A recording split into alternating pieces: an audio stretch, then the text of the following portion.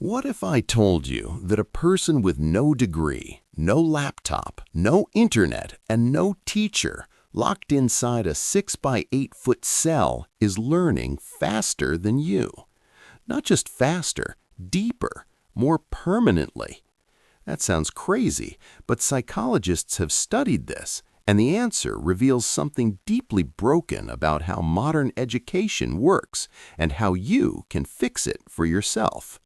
Today, we're going to break down the exact psychology behind why prison creates some of the fastest learners on Earth. Let me tell you about a man named Malcolm Little. Dropped out of school at 15, criminal record by 20, landed in prison at 21. Inside that prison, he discovered the library, and he became obsessed.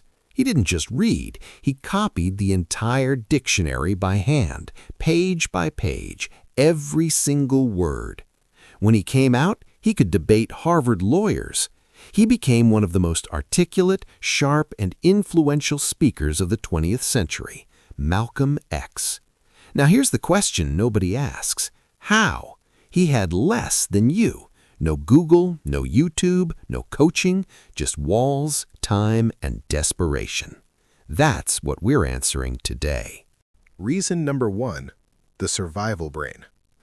In psychology, there's something called the reticular activating system, your RAS. It's the filter in your brain that decides what information is worth remembering. And your RAS has one golden rule. If something is connected to your survival, your identity, or your future, it gets priority. Everything else gets deleted. Now, think about a college student. Why are they learning? For a grade, for a degree, maybe for a job someday, maybe. Now think about someone in prison. Why are they learning? Because when they get out, this skill, this knowledge, might be the only thing standing between them and going back. That's not a grade, that's life. When the wise survival, the brain stops filtering. It absorbs everything. This is why you probably remember the embarrassing thing you said in 7th grade, but can't remember what you studied for last month's exam. One felt like survival, the other didn't. Here's one that might actually make you angry. The average college student spends about 17 minutes studying before their phone distracts them. 17 minutes. The average person in prison, they have 10 to 14 hours of uninterrupted time per day. No Instagram, no Netflix, no group chats, nothing. Cognitive scientists call this deep work, uninterrupted focus that builds real neural connections. And research by Anders Ericsson, the man who coined the 10,000 hours rule, shows that deep work is the only kind of practice that creates real mastery. Shallow work, studying with one eye on TikTok, creates the illusion of learning. You feel like you studied, but nothing went in. Prison removes every single distraction by force, and in doing so, accidentally creates the perfect environment for deep work. You don't need prison, but you do need to ask yourself, when was the last time you focused on one thing for even one full hour? This one's the most powerful, and the least talked about. Psychologists call it post-traumatic growth, and it's the opposite of what most people think happens after trauma. Research by Richard Tedeschi and Lawrence Calhoun at University of North Carolina found that a significant number of people who go through extreme hardship don't just recover, they come out stronger, smarter, more focused, more purposeful. Why? Because hitting rock bottom forces what psychologists call an identity crisis. Your old self, your old story, your old habits, they stop working, so the brain has no choice but to rebuild. And during that rebuild, the brain is neuroplastic. It's hungry. It wants new patterns, new identities, new skills. Learning doesn't feel like work during this phase. It feels like rescue. You've probably experienced a smaller version of this.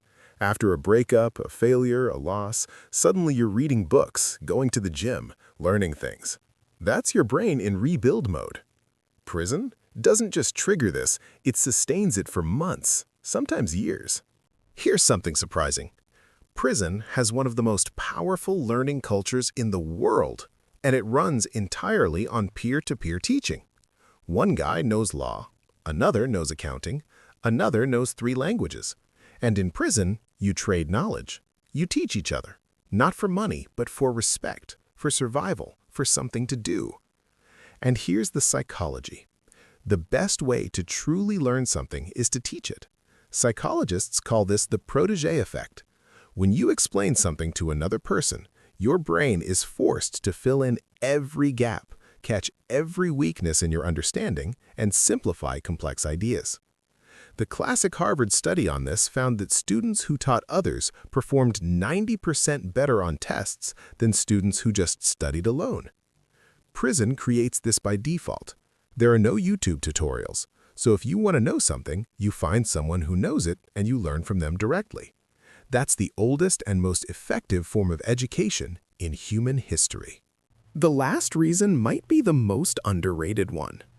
In school, there's a massive social cost to not knowing something. You don't answer in class because what if you're wrong? You don't ask the teacher because what if you look stupid? Psychologists call this ego protection, and it is the silent killer of learning. In prison, ego protection collapses. You've already been publicly judged. Your worst moment is already on your record. There's nothing left to protect. So you ask questions you'd never ask in public. You admit ignorance without shame. You try things and fail and try again, because the only thing that matters now is getting better. Dweck, the Stanford psychologist who created growth mindset theory, found that the biggest barrier to learning isn't intelligence, it's the fear of looking unintelligent.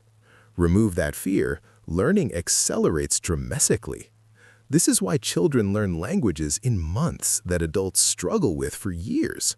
Kids have no ego to protect. They just do it.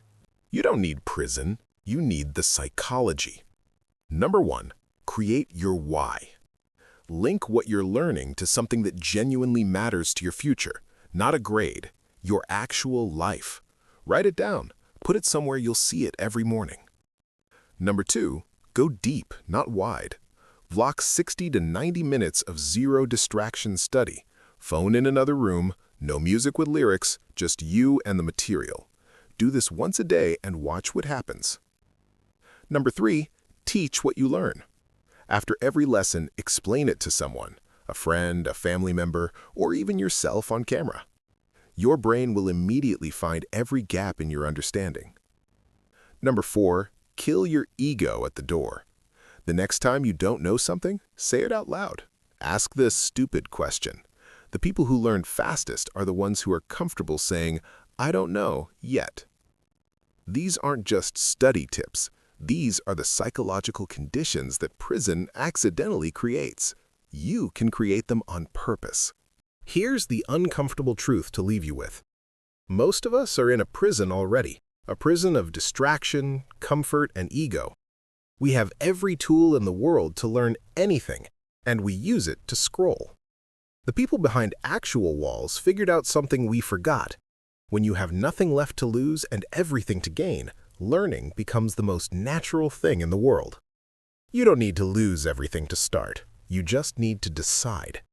If this video made you think differently, share it with one person who needs to hear it. And drop in the comments, what's the one thing you're going to start learning this week? I'll see you in the next one.